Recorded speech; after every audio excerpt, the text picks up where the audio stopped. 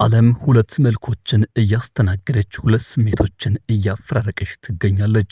ህዝቦቿም በዚህ የስሜት ማዕበል እየተናጡና እየተናወጡ ይገኛሉ። መካከለኛው ምስራቅ ላይ የፈነዳው ፈንጂ በዚያ ብቻ የሚያከትም እንዳልሆነ በአደባባይ እየታየ ይገኛል። ሰላም ጤና ፍቅር በያላችሁበት ይሁን ውድ ቤተሰቦቻችን። በዛሬ መረጃ ሰዓታችን መካከለኛው ምስራቅ ላይ የተፈጠረውን ትኩሳትና በተለይም የኢራኑ ጠቅላይ ሃይማኖታዊ መሪ አያቶላ አሊ ኻሜኒ መገደላቸውን ተከትሎ እየተሰሙ ያሉ እጅግ አስደንጋጭና አሳሳቢ ጉዳዮችን እንቃኛለን። የሩሲያው አለቃ ቭላድሚር ፑቲን ዝምታቸውን ሰብረዋል። የቻይና ጉዳይም መስመር የሚይዝበት እድልና ጊዜ እየመጣ መስሏል። ይህን ውጥረት በስፋትና በዝርዝር ስንቃኝ ኢራን ደግሞ ከዚህ አይነቱ አካሄድ ጀርባ የራሷን አዲስ መንገድ ተከትላለች። በተለይም ደግሞ ኢራን እርምጃ ለመውሰድ ከመቼውም ጊዜ በላቀ መልኩ ራሷን ማዘጋጀቷ ተነግሯል። ኢራን እስራኤልና አሜሪካን ማስጠንቀቋ የተሰማ ሲሆን በሌላ በኩል ደግሞ የኤሚሬትሶች ማስጠንቀቂያም ለኢራን ደርሷል። ነገሮች ተጋግለዋል። ይህ በእንዲህ እንዳለ ደግሞ ከጠላቶቼ ጋር ለዓመታት መዋጋት የሚያስችለኝ እጅግ የላቀ ቴክኖሎጂና ትጥቅ አለኝ እወቁ ስትል ተደምጣለች። የሟቹ የአያቶላ አሊ ኻሜኒ ሀገር ኢራን። ይህም በተመለከተ እንዳሳለን የኢራን ወታደራዊ መሪዎችና እንዲሁም የአያቶላ መሪ የተባሉትን እነዚህኑ ቁልፍ ሰዎችን የሚተኩ ኃይሎች ተሰልፈዋል። ዝርዝሩን ይዘናል። እስከ ፍጻሜ አብራችሁ እንድትሆኑ በአክብሮት እንጋብዛለን። በቅድሚያ ለቻናላችን አዲስ ከሆኑ ሰብስክራይብ ያድርጉ። ቪዲዮን ከወደዱት ላይክ እንዲሁም ሼር በማድረግ ሌሎች እንዲያካፍሉ እንዲያጋሩ በአክብሮት የጋበዝን እነዚህን ጉዳዮች እየዛስስና እየቃኘን እንዘልቃለን። እስከ ፍጻሜው አብራችሁን ቆዩ። መልካም ቆይታም። በዓለም ፖለቲካዊ አካሄድ ውስጥ ከመቼውም ጊዜ በላቀ መልኩ እጅግ አስደንጋጭና እንዲሁም ሲፈራ የነበረው ነገር የሆነ መስሏል። በርካቶች እውነታውን ለመቀበል አዳግቷቸው ነበረ። ሰዓታትን የፈጀ ወደ ቀናት የተሻገረ ሂደት ካለፈ በኋላ ግን ይህን እውነት መቀበል ግድ አላቸው።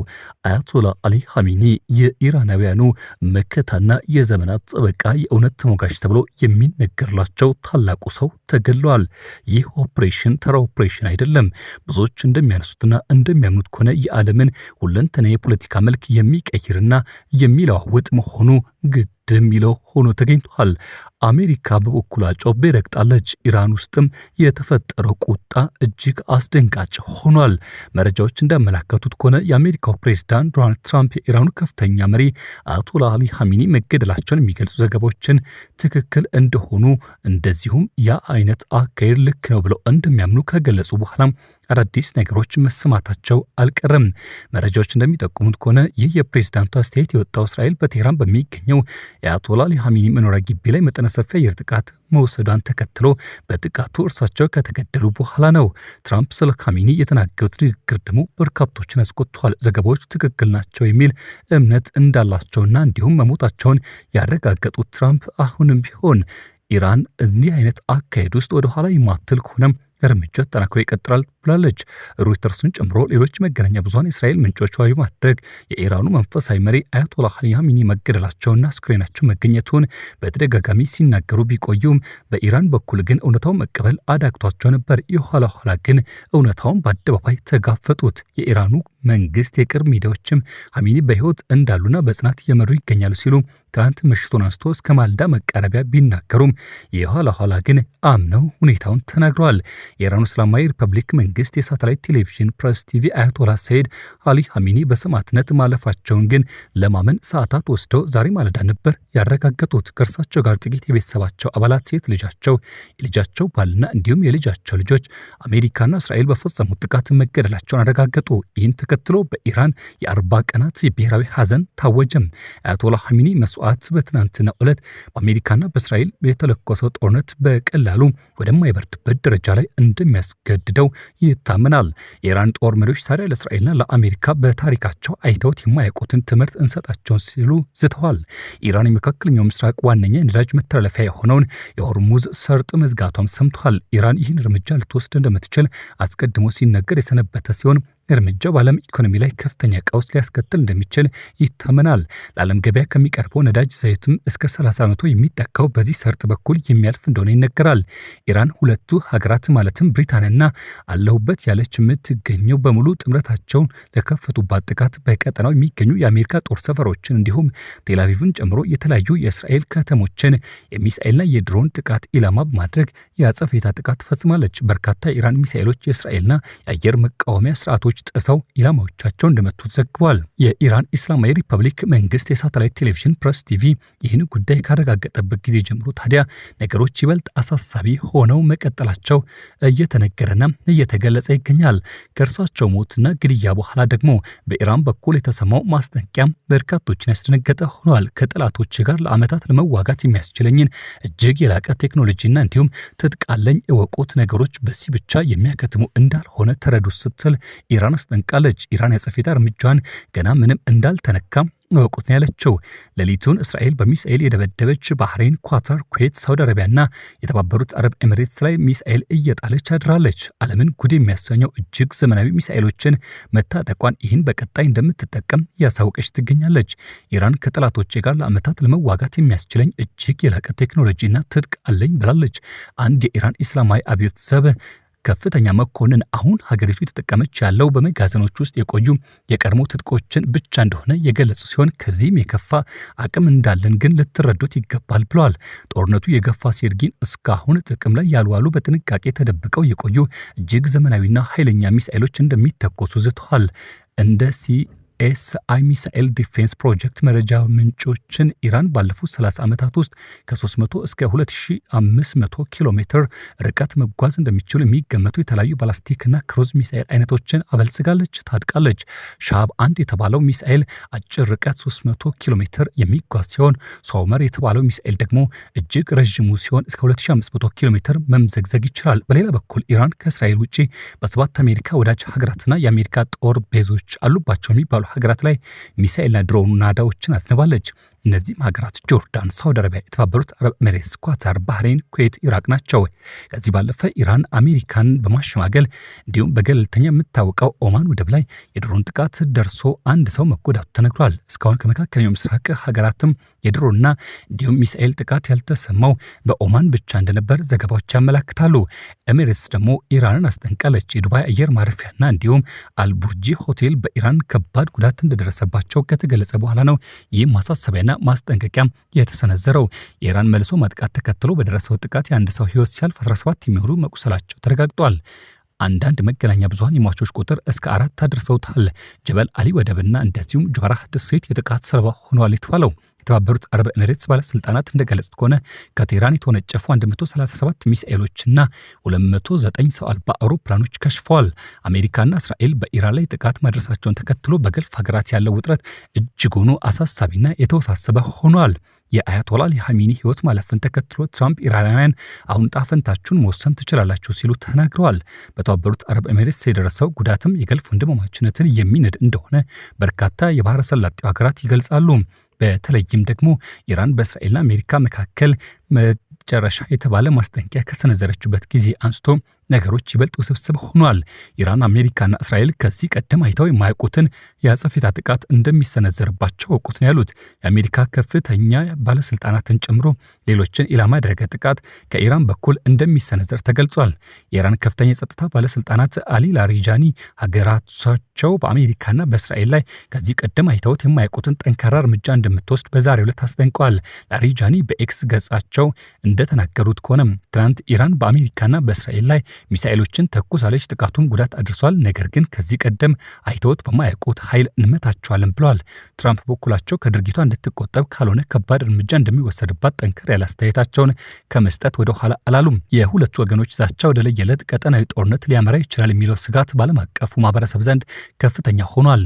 ኢራን ዛሬ ማለዳውን ጨምሮ በእስራኤል ማዕከላዊ ግዛቶችና በአካባቢው በሚገኙ የአሜሪካ ጦር ሰፈሮች ላይ ተደጋጋሚ የሚሳኤልና የድሮን ጥቃቶችን እንደ ጉድ ስትሰነዝር አድራለች። እስራኤልና አሜሪካ የሚሰነዝሯትን ጥቃቶች ለመመከት ጥረት ያደረጉ ቢሆንም በቴል አቪቭና በሌሎች አረብ ሀገራት የሚገኙ የአሜሪካ የጦር ሰፈሮች አካባቢ ፍንዳታ መከሰቱ ግን አሁንም እጅግ አሳሳቢ የሆነ ይገኛል ሲሉ ሁኔታውን የሚገልጹ በርካቶች ናቸው። መካከለኛው ምስራቅ ያለው ወታደራዊ ግጭትና የኢራን መንፈሳዊ መሪ አያቶላህ አሊ ኻሜኒ ህልፈት ተከትሎ ከዚህም የሚለኮሱ እሳቶች በቀላሉ የሚበርዱ አይመስሉም።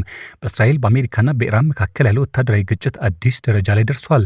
ቅዳሜ ጠዋት በተሰነዘረው የሚሳኤል ጥቃት የኢራን መንፈሳዊ መሪ አያቶላህ አሊ ኻሜኒ መሞታቸው ከተረጋገጠበት ጊዜ አንስቶ ነው ይበልጥ እጅግ አሳሳቢ ሆነው። ህልፈታቸውን ተከትሎ ኢራን በወሰደችው አጸፋዊ እርምጃ በባህሬን፣ በኳታር፣ በኩዌትና በተባበሩት አረብ ኤሚሬትስ የሚገኙ የአሜሪካ ጦር ሰፈሮች ላይ የተቃጣው ጥቃት በዚህ ብቻ የሚያባራ ወይም የሚመለስ አይደለም።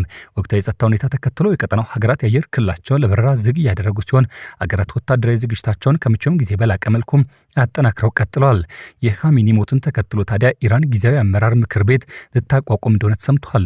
የኢራኑ ከፍተኛ ብሔራዊ ደህንነት ምክር ቤት ጸሐፊ አሊ ላሪጃኒ እንዳስታወቁት የሚቀጥሉት መሪ እስኪመረጥ ድረስ በቅርብ ጊዜያት የአመራር ምክክር ቤት ይቋቋማል ብለዋል። ላሪጃኒ አክለው በቀጠናው የሚገኙ የአሜሪካ ጦር ሰፈሮችን እንዲሁም ቀጠናው ሀገራት ግዛታቸውን እንደማይቆጥሩ ገልጸው ኢራን ጎረቤቶቿን የማጥቃት ፍላጎት እንደሌላት በአጽንኦት አንስተዋል። ኢራን ለመጀመሪያ ጊዜ ታዲያ 2 ያክል ሚሳኤሎችን በአውሮፓ ቆጵሮስ በሚገኙ ዩናይትድ ኪንግደም ጦር ሰፈር ላይ መፈጸሟን ዩናይትድ ኪንግደም መከላከያ ሚኒስቴር ያስታወቀ ሲሆን ኢራን ዛቻዋን በተግባር ያሳየችበት ሆኖ ተቀምጧል። በተለይም ኢራን አሜሪካና እስራኤል ላይ ብቻ ሳይሆን እንግሊዝ ላይም ይህኑ ጥቃት እንደምትፈጽም የታየበት ጉዳይ ሆኖ እንዲቀመጥ አስገድደዋል። ይህን ተከትሎ አሁን የወጣሉ መረጃዎች እንደሚያመለክቱት ከሆነ የብሪክስ አባል ሀገራት ተብሎ ከሚቀመጡትና የዓለም ወታደራዊ ሆነ የኢኮኖሚ ጉልበትን ለመገዳደር ከፊት የሚሰለፉት ቻይናና ሩሲያ ወደዚህ መሰስ ብሎ ሊገቡ ይችላሉ ተብሏል። ቻይና ልትገባ ትችላለች ተብሎ የሚቀመጡ ቅድመ ግምቶችን ያመላከተ መረጃ እንደወጣው ከሆነ ትራምፕ ኢራን መጥፋቷን ባወጁበት በዚህ ወቅት ላይ በኢራን ላይ የደረሰው ወታደራዊ ጥቃት ቻይና ለኢራን የሰጠችውን የብድር ዕዳ ወደ መሬት ይዞታ ተቀይሮ እንዲከፈላት ልጠይቅ የምትችልበት እድል እንዳለ የሚናገሩ በርካቶች ናቸው። የ25 ዓመቱ የ400 ቢሊዮን ዶላር የብድር ስምምነት እንደ አውሮፓውያን ዘመን ቀመር በ2021 ኢራንና ቻይና 400 ቢሊዮን ዶላር የሚያወጣ የ25 ዓመት የኢኮኖሚና የደህንነት ስምምነት ተፈራርመዋል። ቻይና በኢራን ነዳጅ፣ የባንክ፣ ቴሌኮምና የወደብ ግንባታ በቢሊዮን የሚቆጠር ዶላር ኢንቨስት ፈሰስ አድርጋለች። በምላሹ ኢራን ለቻይና የ25 ዓመታት ቅናሽ የተደረገበት የነዳጅ አቅርቦትን ታቀርባለች። ነገር ግን ትራምፕ ኢራን መጥፋቷን ባወጁበት በዚህ ወቅት ላይ ቻይና የሰጠችውን ብድርና ኢንቨስትመንት ለማስጠበቅ በሚል ሰበብ ወታደሮቿን ወደ ኢራንና አካባቢዋ ለመላክ ትገደዳለች ይላሉ ግምቶች። የዕዳ ወጥመድ ደግሞ ሌላኛው ሲሆን ቻይና ለኢራን የሰጠችው ብድር በከፊል መሰረተ ልማቶችን እንደ ቻባሃር ወደብ ያሉ ለመገንባት የዋለ ስለመሆኑ መረጃዎች ያመለክታሉ። እነዚሁ መረጃዎች እንደሚያመለክቱትና እንደሚጠቁሙት ከሆነ ኢራን ብድሩን አሁን መክፈል የማትችል ከሆነ ቻይና ያለመቻቸው እነዚህን ስትራቴጂካዊ ቦታዎች ጦር በመላክ በቀጥታ ልትቆጣጠር ትችላለች። ኢራን መፈራረስና የቻይና ቀጣይ እርምጃም እዚህ ጋር ይጠበቃል። ትራምፕ ኢራን መውደሟን ባወጁበት በዚህ ወቅት ላይ ቻይና ልትቃጣ የምትችላቸው ጥቃቶች ይኖራሉ ሲሉ ስጋታቸውን የሚቆጥሩ በርካቶች ናቸው። የቢሊዮን ዶላር ብድር ስምምነት ደግሞ የዚህ ዋነኛ ምክንያት ይሆናል ተብሏል።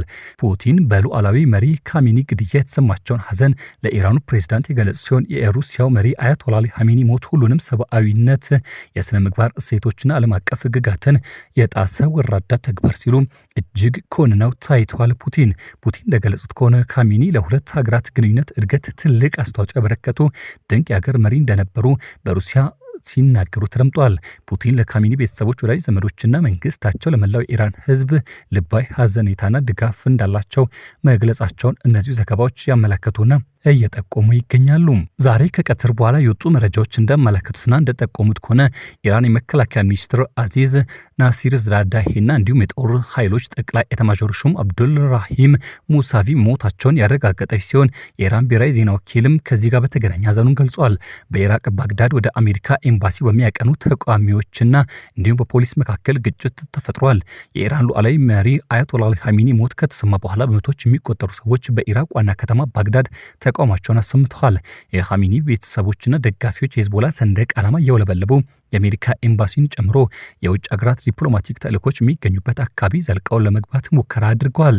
ኢራን አዲስ የኢራን ሰላማዊ ኢስላማዊ አብዮት ዘብ ኃይል አዛዥ መርጣለች። እንደ ዘገባዎች ከሆነ አህመድ ቫዲ በሞት በተለዩ በመሐመድ ፓክፑር ምትክ እንደሚሾሙ ዘገባዎች ያመለከቱና ያረጋገጡ ሲሆን የኢራን መንግስት መገናኛ ብዙሃን የሀገራቱ በላይ መሪ አያቶላህ ኻሜኒ ከሞቱ በኋላ ዋና ከተማ ቴህራን የሚገኙ መኖሪያ ግቢያቸው ውስጥ መገደላቸውን ካረጋገጡበት ጊዜ አንስቶ ከእሳቸው ሞቱ ባለፈ ከ200 በላይ ሰዎች መገደላቸውን ከ30 በላይ የሚልቁት ደግሞ እንደቆሰሉ ገልጸዋል። እስራኤል በኢራን እስላማዊ ሪፐብሊክ ውስጥ የሚገኙ 30 አካባቢዎችም አዲስ ተከታታይ ጥቃቶች ተፈጽመዋል። በደቡብ ኢራን በሚናብ ከተማ የሚገኝ የሴቶች ትምህርት ቤት ላይ በተሰነዘረ ጥቃት የሟቾች ቁጥር 118 መድረሱ ተገልጿል። በኢራቅ የሚገኘውና የአሜሪካ ወታደሮች ሰፈር የሆነው የኤርቢል አየር ኃይል ጣቢያ እንዲሁም የኢራኑ ፋርስ ዜና ወኪል ከፍተኛ ፍንዳታ መከሰቱ ከተዘገበ በኋላ ይበልጥ ውጥረቶች ተጠናክረው መቀጠላቸውን ዘገባዎች አመላክተዋል። ወደ ቤተሰቦቻችን ለዛሬ ያዝናቸውን የመካከለኛው ምስራቅ ትኩሳትን የዳሰስንባቸው ጉዳዮች እነዚህን ይመስላሉ። የቻናላችን አዲስ ከሆኑ ሰብስክራይብ እንዲያደርጉ በአክብሮት የጋበዝን። የዛሬው መረጃችን እዚህ ጋር እንቋጫለን። በያላችሁበት ጥሩ መልካም ጊዜን እንመኛለን።